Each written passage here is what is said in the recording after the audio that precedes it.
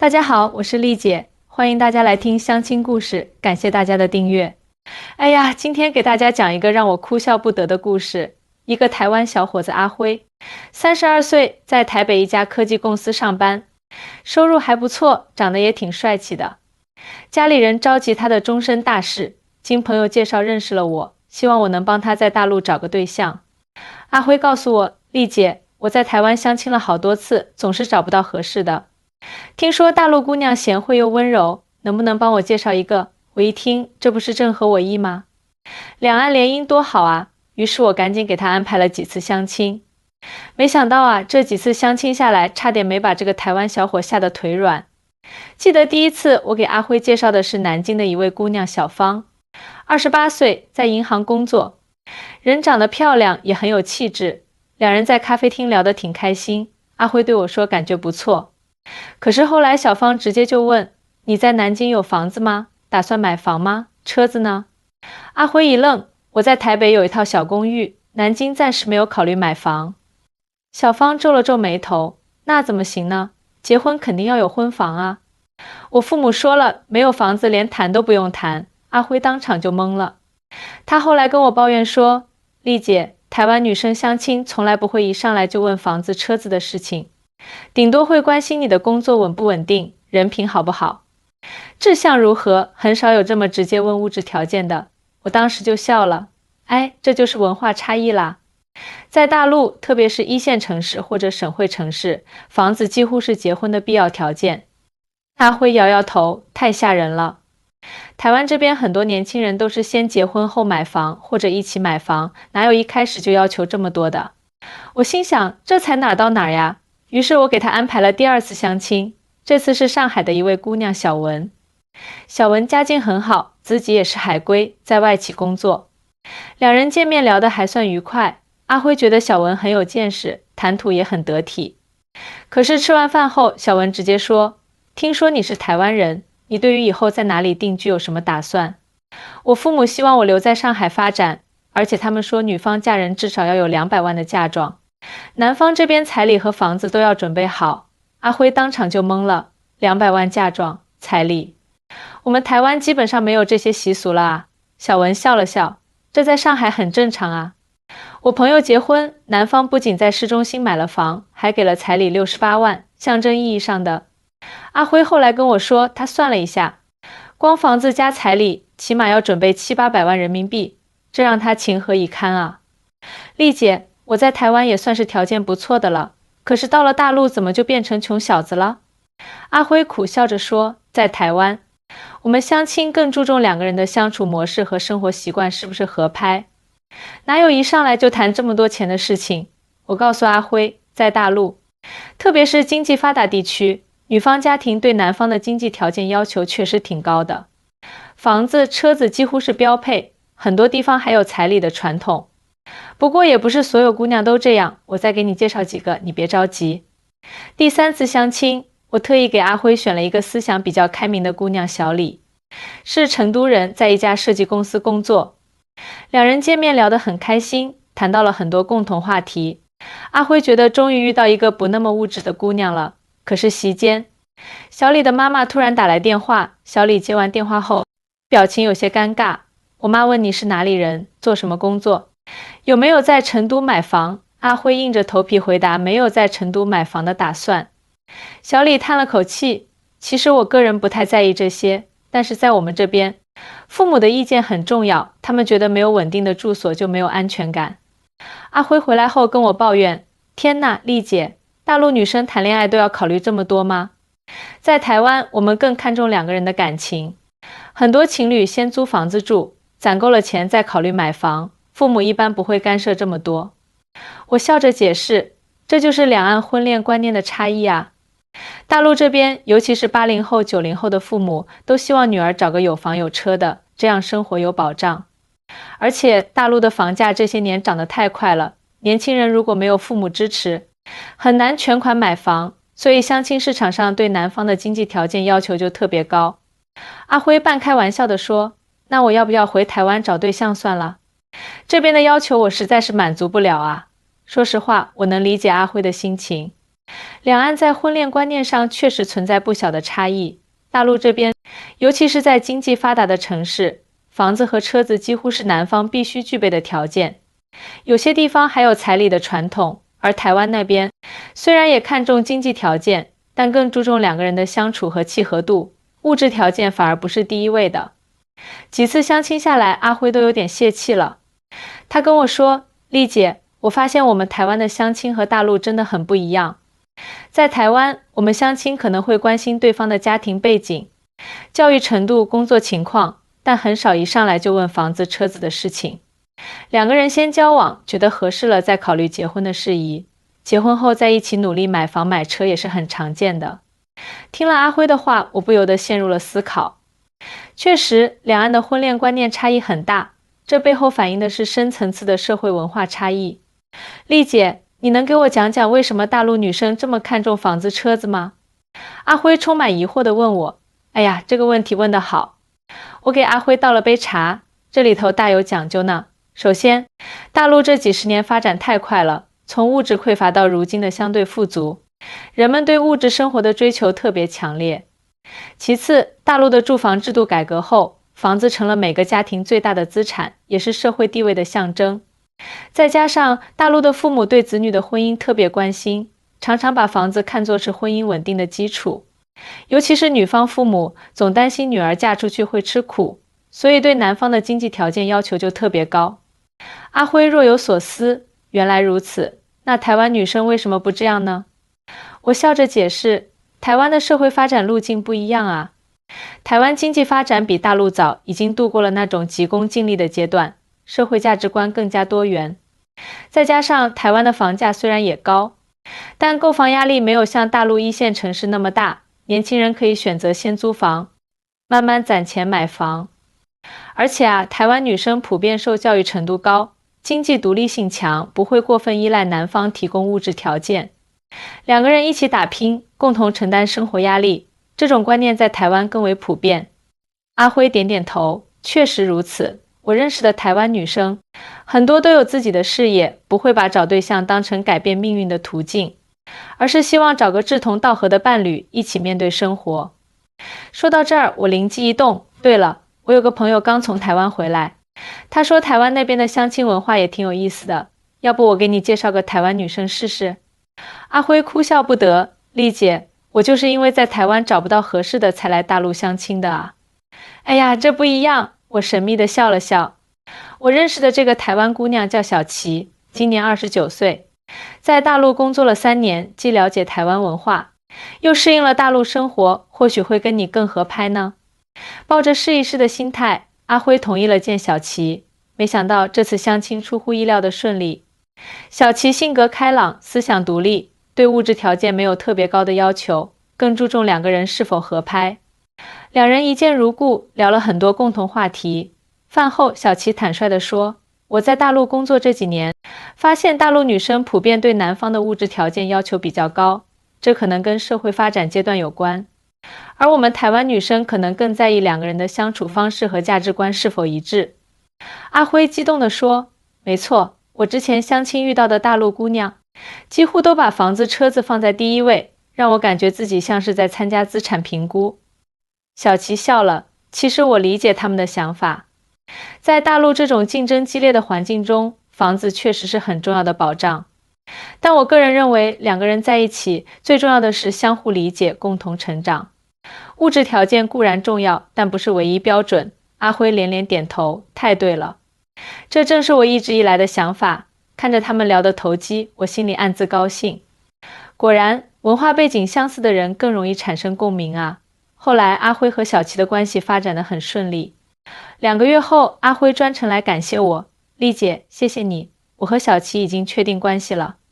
他完全不像之前那些大陆姑娘，从来不问我有没有房子车子，反而经常和我讨论未来的规划。我们打算先在台北租房住，2年后再考虑买房。我由衷地为他们感到高兴，这不正说明了两岸婚恋观念的差异吗？很多大陆姑娘看重的是有没有，而台湾女生可能更看重的是将来会不会有，注重的是过程和两个人共同的努力。阿辉的经历让我想起了另一个案例。去年我给一位大陆小伙子老王介绍了一个台湾姑娘小雅。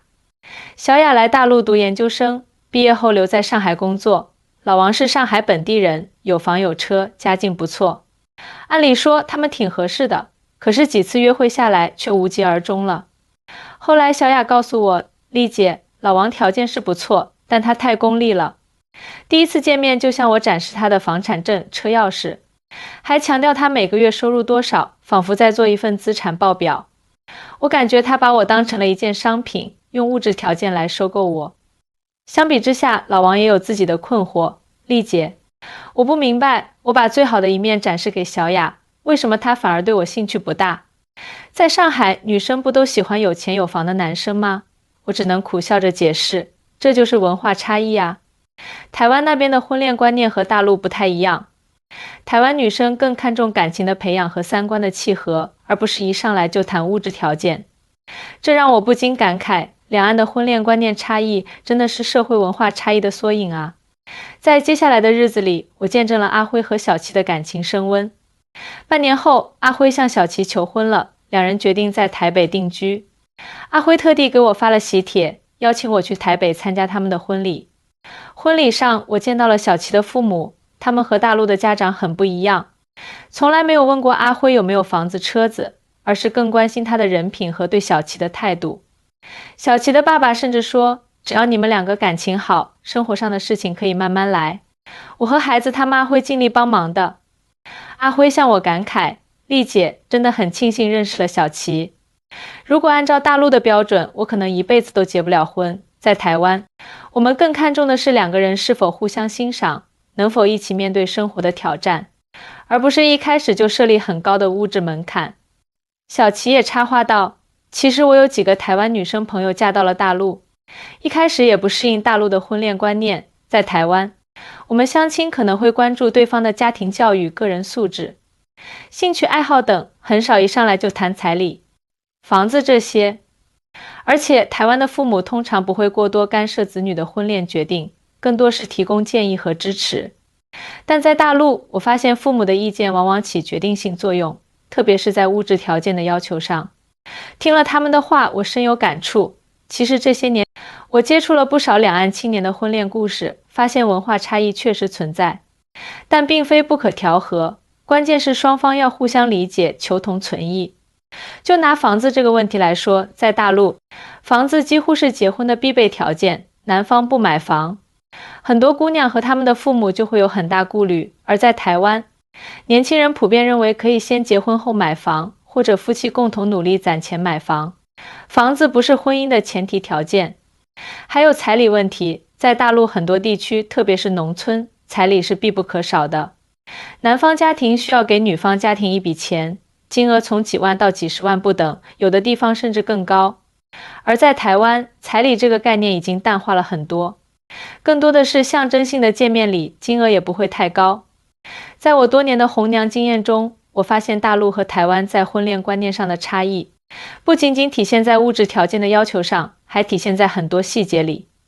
比如，大陆女生普遍比较看重男方的三大件：房子、车子、票子，而台湾女生则更看重男方的责任感、三观是否一致、性格是否合拍等内在因素，还有就是相亲的模式不同。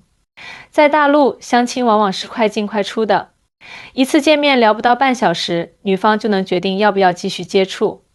如果觉得条件不符合，很可能直接就拒绝了。而在台湾，相亲更像是一个认识新朋友的过程，双方会给彼此更多了解的时间和空间，不会那么功利。我记得有一次，一位台湾客户小林向我抱怨，丽姐，我在上海相亲的感觉就像是参加面试一样，对方一上来就问我的工作、收入有没有房子车子，仿佛在核对我的简历是否符合要求。这让我感到很不舒服，好像自己是个商品在被评估一样。这种感受阿辉也有过，他说在台湾相亲，更多的是聊兴趣爱好、生活方式、未来规划等。双方会通过交流了解彼此的性格和三观是否合拍，而不是一上来就核对硬性条件。其实我能理解大陆姑娘的心理，在当今社会，特别是在一线城市，房价高企，生活压力大，女方和他们的父母自然希望找一个经济条件好的男生，这样才能保障将来的生活质量。但同时，我也能理解台湾男生的困惑，在他们的婚恋文化中，两个人在一起更强调情感的连结和共同成长。